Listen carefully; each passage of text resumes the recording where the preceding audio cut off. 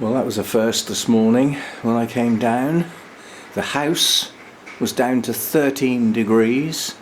The grow room was at 14 degrees. It was warmer out here than it was in the house. I can do without this, quite honestly, but we've still got more to come.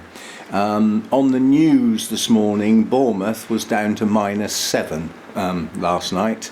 Now, I'm not Bournemouth, I'm just up the road, but it's only 4 or 5 miles away. I doubt if the temperature was that different. I've just been out to top up the birds' stuff. It's well below freezing outside. The water in the bird bath, I thought, well, if I break the ice, at least they've got... no, we don't break the ice, it's a solid lump of ice. And quite honestly, when it's that far below freezing, there's no point in putting water out. It will freeze within a few minutes, so there's no point. But I've topped up the birds' feeders and I put quite a lot of loose seed on the table for those who are not very good at hanging upside down. And I also sprinkled some on the ground for the birds that, you know, the ground feeders. So hopefully there's enough out there for everybody to sort of survive okay.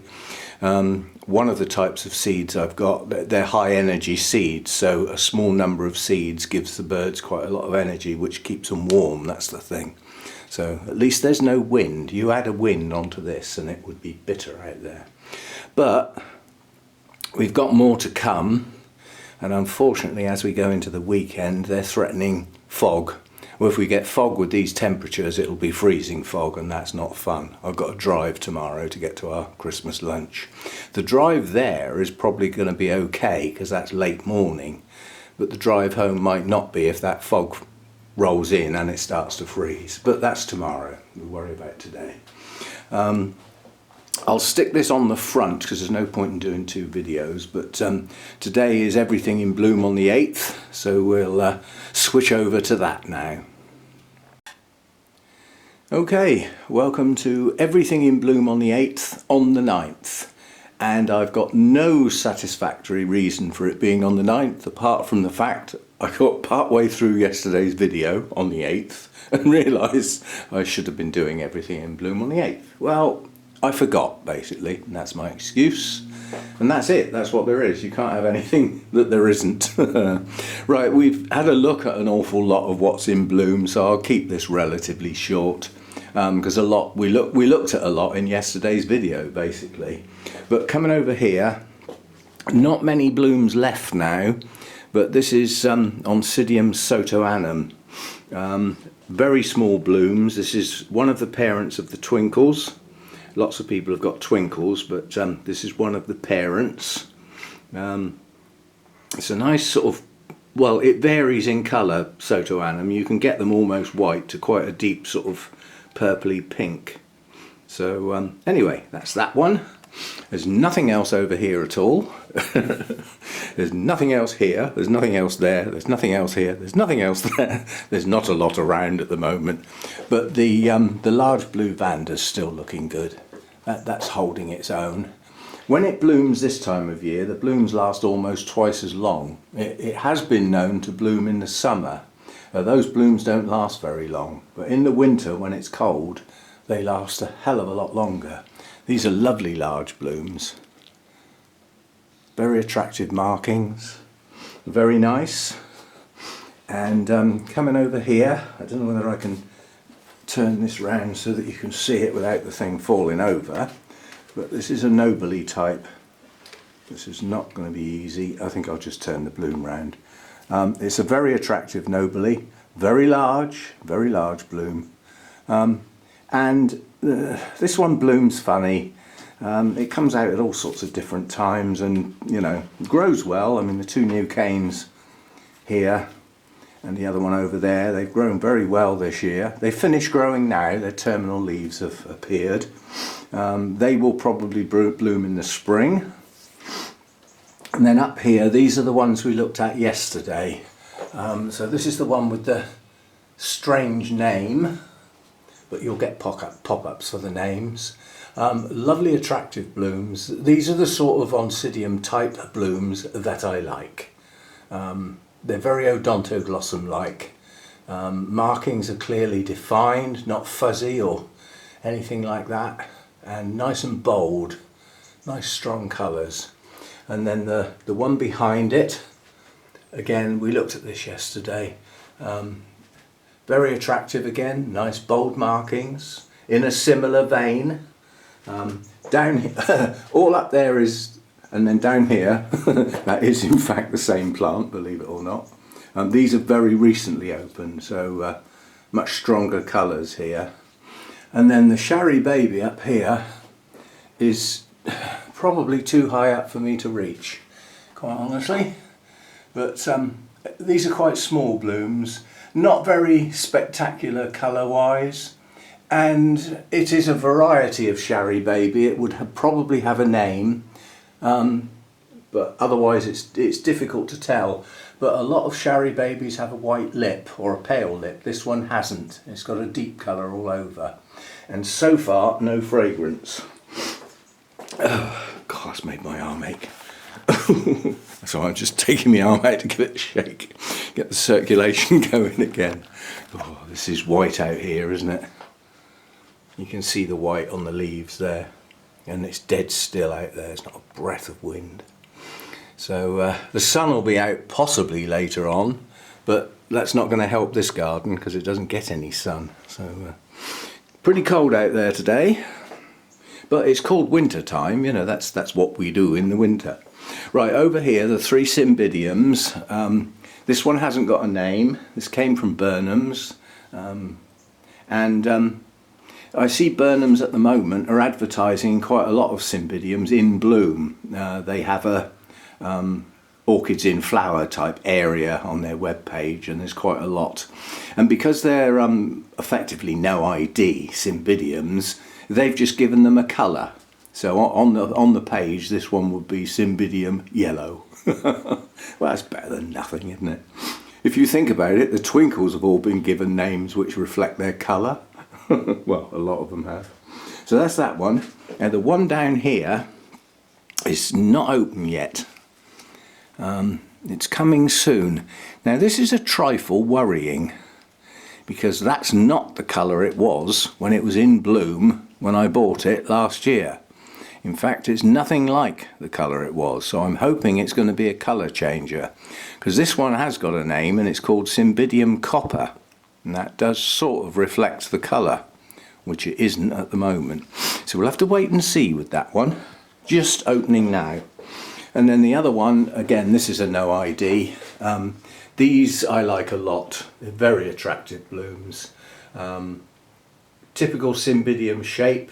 Most Cymbidiums don't open flat. They have a sort of cup shape looking at them from the side. But lovely markings. Lovely blooms basically, and then we've got the two zygos. We've got this one down here, which is the almost non-existent plant. I suspect these blooms are going to finish that plant off. Anyway, that's in bloom down there. Again, nice strong markings, nice deep colour on the lip, typical zygo hybrid colours. Working down there. Then the other zygo here, this is Louisendorf. This has got a name. Effectively it's a spike with a branch. It looks like two spikes.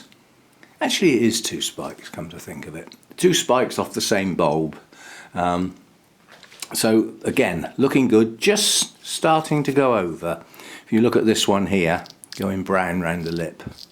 So just starting to go. It's been out some time. So, you know, it's not doing bad. And this second spike down here, these three blooms, they'll hold on long after this one's gone, I suspect. Now the Miltonia is actually, it hasn't finished blooming, but it has, as far as this video is concerned, because those two blooms are about to drop, and this one hasn't opened yet, and there's more to come. And then we've got our Nellie Isla, yellow, with the pink tinges on the edges of the sepals. Nice attractive bloom that. And then last but not least, and I know it sounds a bit like I'm hurrying, because I am, because I'm cold. I've still got my dressing gown on and I've got no socks or anything on my legs, and I'm starting to get cold. So the last thing is the Chirophorum, and this is the other parent of the Twinkles. So I'll see how close I can get, but handheld it's going to be difficult. Let me see if I can get this thing to focus close in. They're very attractive blooms, but they are very, very small. Anyway, that's that one. We've got Dendrobium infundibulum about to, well, I won't say about to bloom, those blooms are quite slow to swell and open.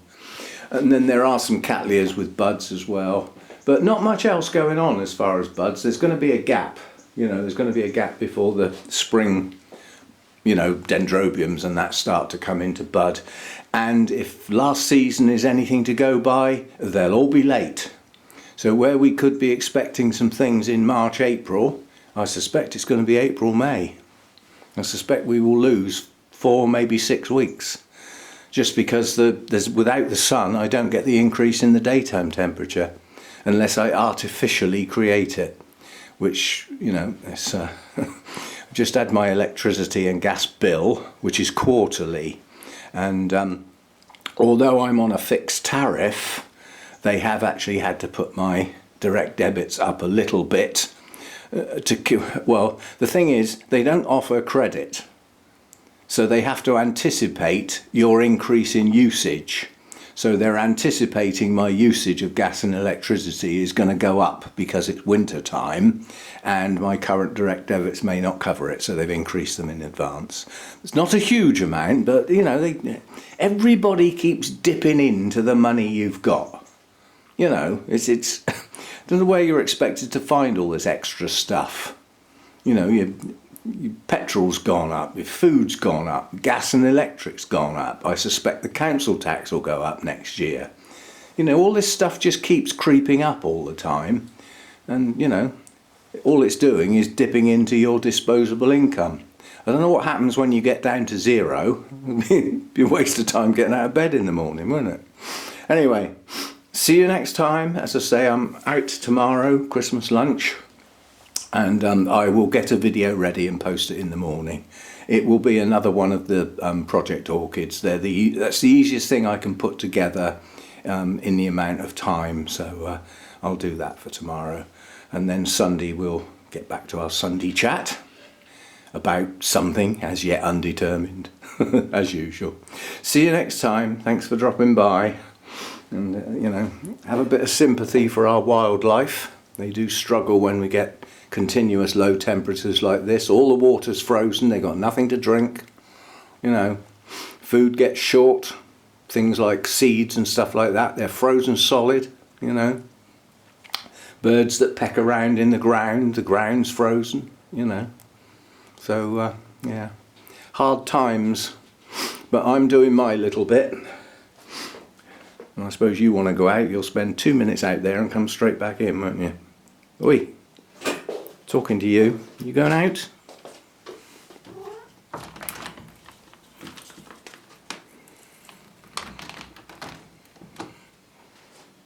I doubt if he'll stay out there very long.